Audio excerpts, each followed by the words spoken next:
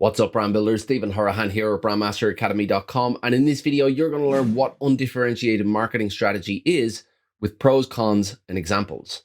So you can understand how brands like Coca-Cola appeal to broad markets with a single message.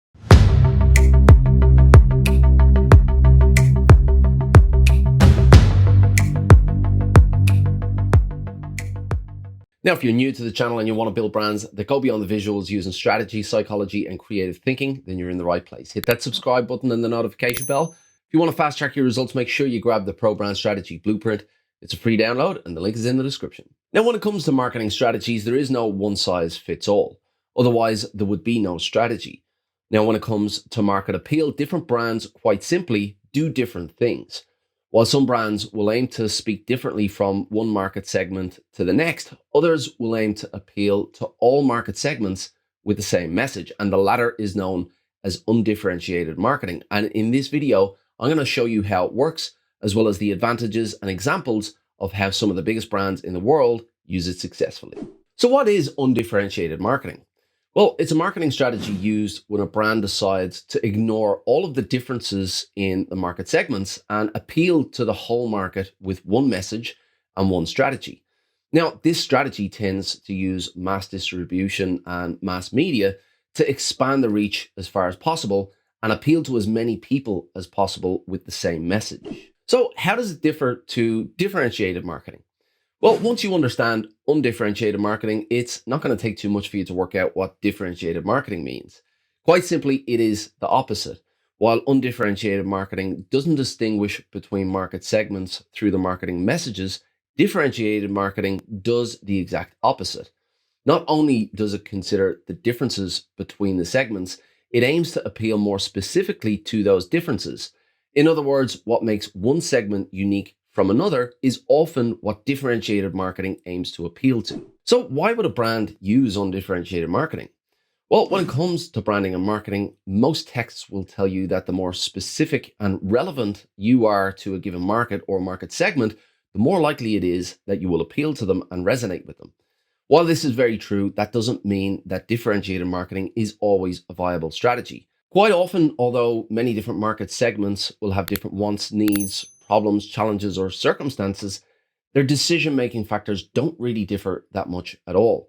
So staples such as dish soap, flour, salt, sugar, etc. These are just a few examples of products whose brands don't differentiate in their marketing from one segment to the next. Everybody buys these products regardless of market segments, and most follow the same or a very similar buying decision process, making undifferentiated marketing a costly and unnecessary strategy. Now, as always, when it comes to strategy, there are considerations that need to be made.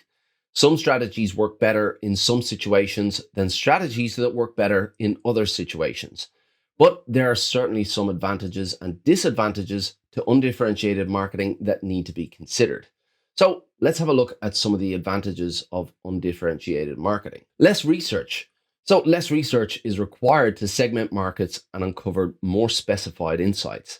Lower cost for media. So the buying power nature of mass marketing reduces the cost of the media spend. Lower cost in creative. So again, reduce costs in producing multiple creative campaigns for each segment. Campaign longevity. Marketing campaigns speak to less specific wants or needs which change less often. And higher profit margins. So reduced cost compared to differentiated marketing increases overall profit margins for the brand. So what about the disadvantages of undifferentiated marketing? Well, first up is wasted exposure.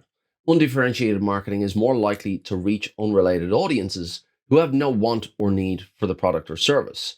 Less relevance across segments. So campaigns and messages hold less relevancy across market segments, making campaigns less efficient to specific segments in comparison.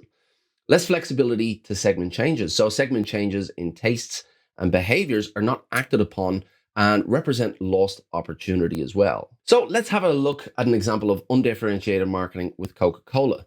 Now, Coca-Cola represents a perfect example of undifferentiated marketing. Throughout their campaigns, Coca-Cola speaks to broad markets without differentiation. They don't differentiate their campaigns or their messaging from one audience to the next, and they rarely change their distribution channels for their mass market approach.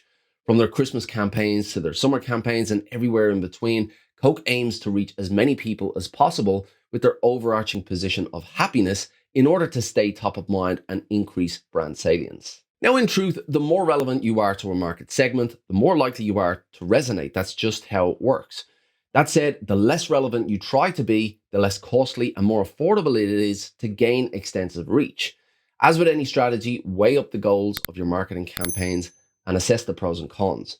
Do you want to achieve mass market appeal, or do you want to be more relevant to segmented audiences? The answer to these questions determine the strategies that you select. If you want to learn more about differentiated marketing and specifically how to create a differentiated marketing strategy, well, then this video will help you out. Until next time, brand like a master, and I'll see you in the next video.